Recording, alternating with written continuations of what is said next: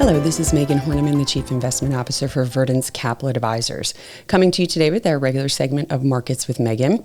And yesterday we talked about the NEHB Housing Sentiment Index and how that was the first good report we've gotten on housing in quite some time.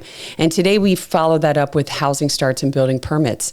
Another good report. There's not much to really be negative about this. Housing starts were actually supposed to fall almost 1% in November, and instead they jumped 15% for the month.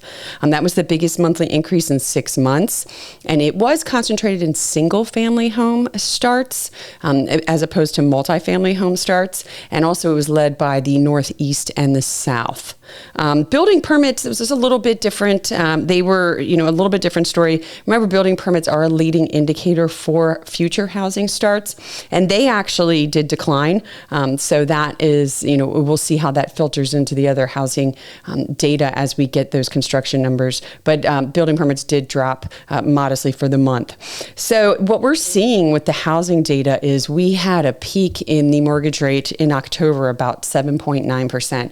It's since fallen almost a full percent. It's down about 7%. And what we're seeing is that delayed reaction in some of the data. So we're getting the lower mortgage rate is now starting to coincide with some better data on the housing front. We'll get back some more information this week from housing. We'll get existing home sales. We'll also get some other things that we'll come to you with will be consumer confidence. And then we're going to round out this week with the much anticipated PCE deflator. And remember, this is the Fed's preferred inflation gauge. So we will be back with more this week. If you have any questions or comments, please feel free to reach out to podcast@verdence.com. Thank you.